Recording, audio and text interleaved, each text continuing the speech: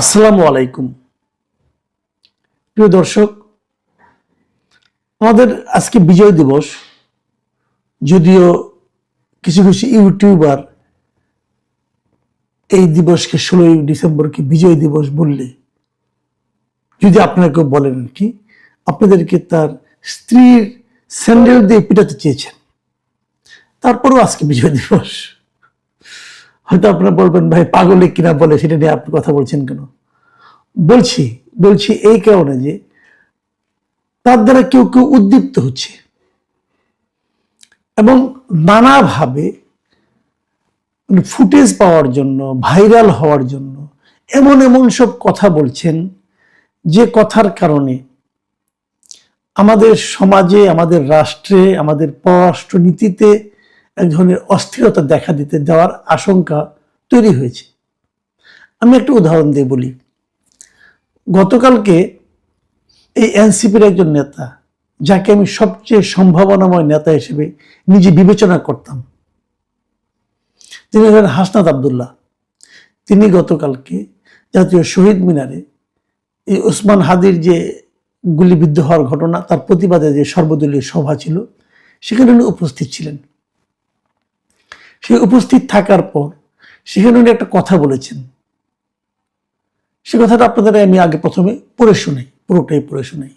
তিনি বলেছেন, ভারতকে স্পষ্ট ভাষায় বলতে চাই, যারা বাংলাদেশের সার্বভৌমত্ব, সম্ভাবনা, ভোটাধিকার ও মানবাধিকারকে বিশ্বাস করে না, তাদের আশ্রয় প্রশ্রয় দিচ্ছেন।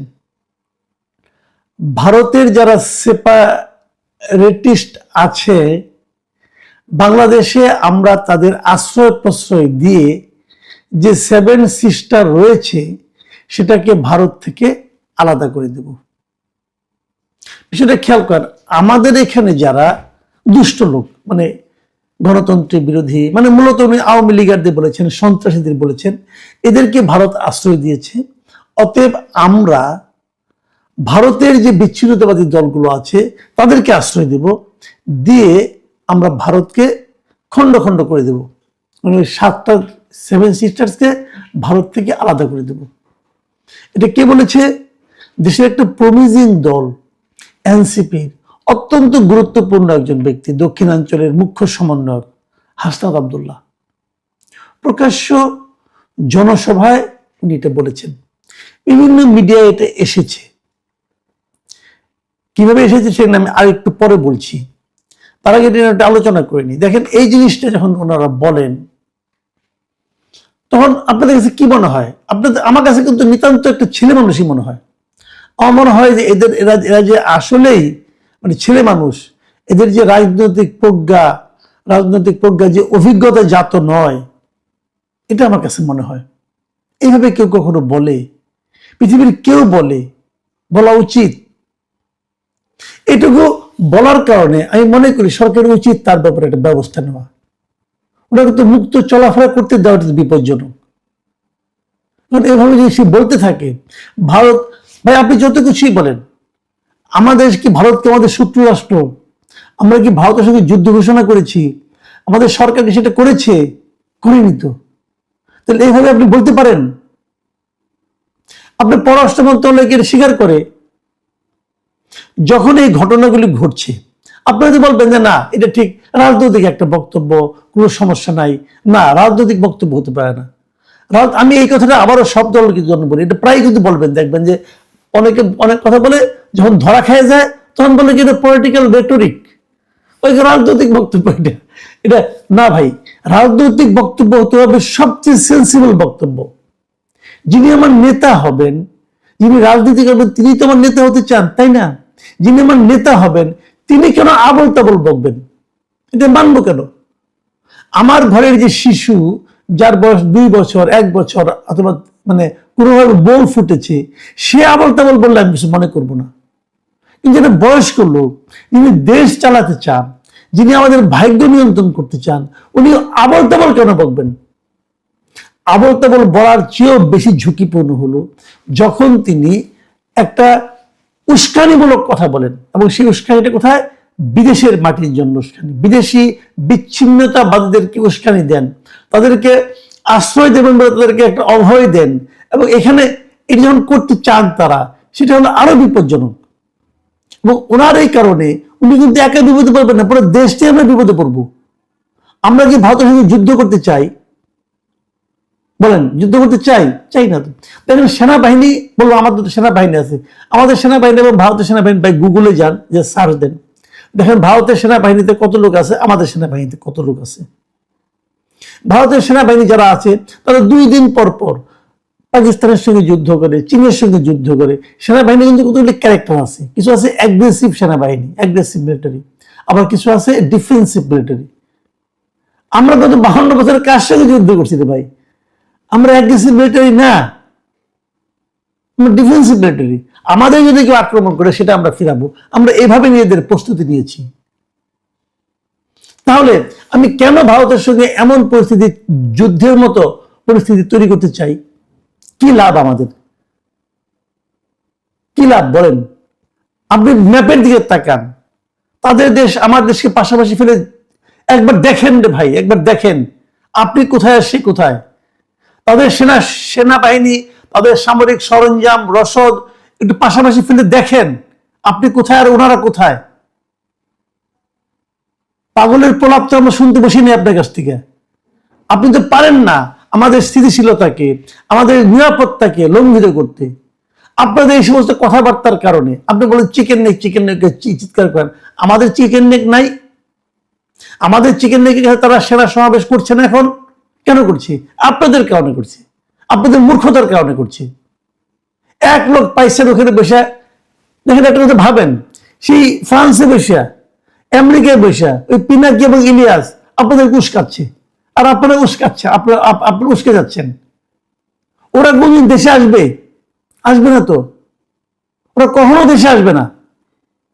ওরা ওখানে বসে বসে এমন একটা পরিস্থিতি তৈরি করছে যার উপর ভিত্তি করে ভারত বলতে পারবে যে আমরা তোমাকে অ্যাটাক করব। আপনি তো ভারতকে অ্যাটাক করার জন্য উস্কাচ্ছেন, এবং ওদের কথা শুনে শুনে। ভাই আপনি তো এদেশে রাজনীতি করবেন না, আপনি এই সেন্সটা আপনার মধ্যে কাজ করে না। আমি হাসনাত আব্দুল্লাহকে বলছি, আপনার মধ্যে এই সেন্সটা কাজ করে না ভাই। আপনি পিনাকির প্ররোচনা, পিনাকির কথা শুনে আপনি এখানে বলেন, ইলিয়াসের কথা শুনে, ওরা তো মানে ওরা তো ধান্দাবাজ, মতলববাজ লোক, এগুলো বিশ্বাস করেন আপনারা। ওরা দেশে জীবনে আসবে না, আপনাকে এই দেশে থাকতে হবে। আপনি কোন সরকারকে বলছেন, কারা মনে বলছেন? এই সরকার কতটা নতুন আপনি জানেন? জানেন গত কয়েকদিনে যে 10 জন লোককে ভারতীয় যে সীমান্ত রক্ষী বাহিনী আছে, বিএসএফ, মারা গেছে, আপনি জানেন? এই সরকার একটা প্রতিবাদ করেছে পর্যন্ত? কার সঙ্গে কথা বলতেছেন? কাকে কি বুঝাচ্ছেন? দেখেন এই সরকারের ভূমিকাটা আমি একটা রাষ্ট্রের জায়গায় বলি খালি। এই যে হাসনাত আব্দুল্লাহর কথাটা আমি বললাম, আমি প্রথমে শুনতে গিয়েছিলাম যে আসলে উনি কি বলেছেন, একটু শুনে দেখি। আমি না বেশ কয়েকটা মানে আপনার ইউটিউব দেখতে গিয়েছিলাম, যে হুবহু শুনি, পত্রিকা তো পড়লাম, একটু হুবহু শুনে দেখি। আমি ইউটিউবের চ্যানেলগুলো খোঁজা শুরু করলাম। আমি বেশ কয়েকটা ইউটিউব চ্যানেল খুঁজেছি, কি পেয়েছি আপনাদেরকে বলি। আমি যখন এই টেলিভিশনগুলোর ইউটিউব চ্যানেলে ক্লিক করলাম, আমি দেখলাম সব জায়গা থেকে এই ভিডিওটা উঠিয়ে নেওয়া হয়েছে। সবাই বিশ্বাস না হয় দেখুন, দেখুন ইন্ডিপেন্ডেন্ট টিভিতে গেলাম, সেখানে ওরা শিরোনাম করেছে ভারতের 7 সিস্টার আলাদা করে দেওয়ার হুঁশিয়ারি হাসনাত আব্দুল্লাহর, লেখা আছে। যখন আমি ক্লিক করলাম কি পেলাম? Something went wrong, refresh or try again letter, etcetera etcetera. মানে এটা উঠিয়ে নেওয়া হয়েছে। কয়েকবার ট্রাই করে আপনারাও দেখতে পারেন, কিচ্ছু পাবেন না। ঠিক আছে, এরপরে কোন টিভিতে গেলাম? যমুনা টিভিতে।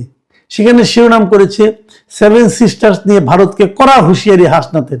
এটা শিরোনামটা কিন্তু মোটামুটি একটু সতর্ক ছিল, কিন্তু ভিডিওটা পাবো না, আমি ভিডিওটা পেলাম না।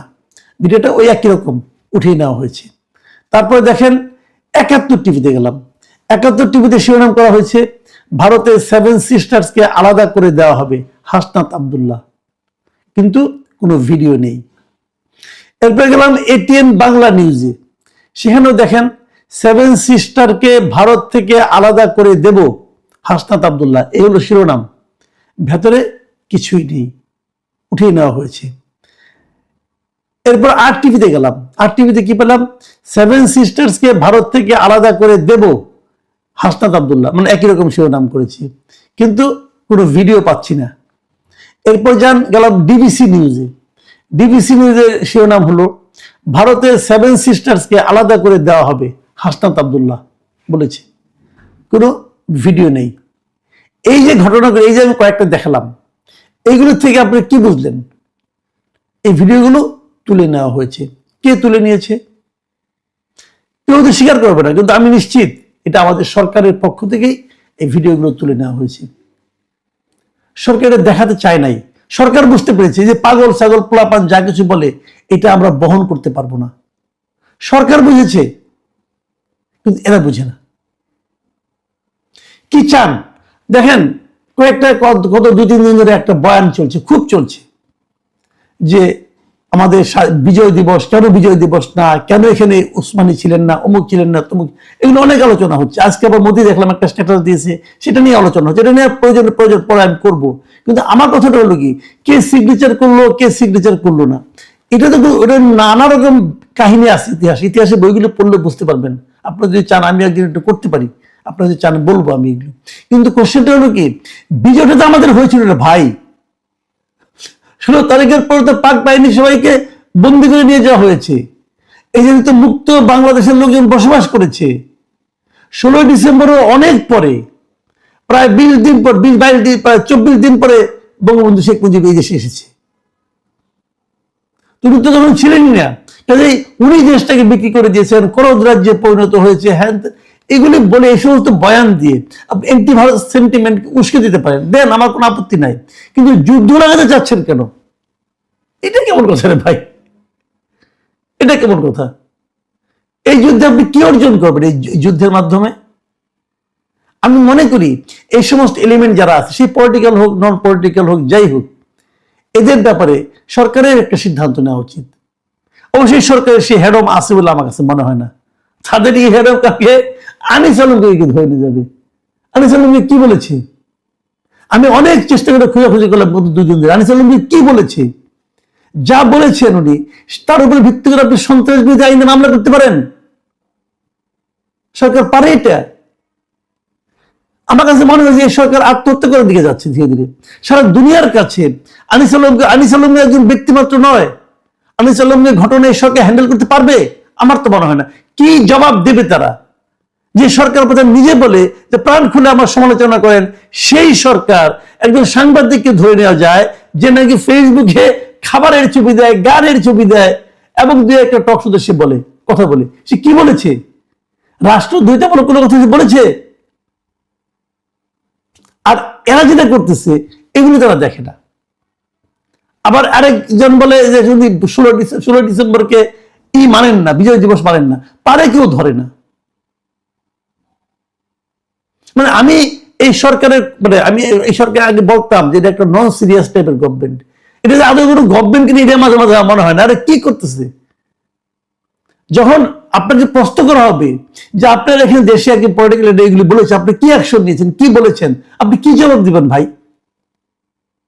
সারা দুনিয়ার প্রেক্ষিতে এই ধরনের কথা আপনি বলতে পারেন? বলতে পারেন যদি তার সঙ্গে আপনার যুদ্ধ অবস্থা থাকে। আপনার সঙ্গে ভারতের যুদ্ধ অবস্থা আছে? ভারতের রাষ্ট্রদূত কি দেশে আছে না? আছে তো। প্রিয় দর্শক, আমি জানি না আমার এই কথাগুলিকে কি খেয়ে নেবেন। ওই পিনাকি একজন তার কিছু ভক্ত আছে, ভক্ত বালক, তারা বলবে হ্যাঁ এই ইন্ডিয়ার দালালকে পাওয়া গেছে। ভাই, দালাল হুট করে একজনকে বলা যায়, বলা তো খুব সহজ, কিন্তু প্রকৃত ঘটনাটা কি চিন্তা করে দেখেন। প্রিয় দর্শক, এখন এই পর্যন্তই। আল্লাহ হাফেজ।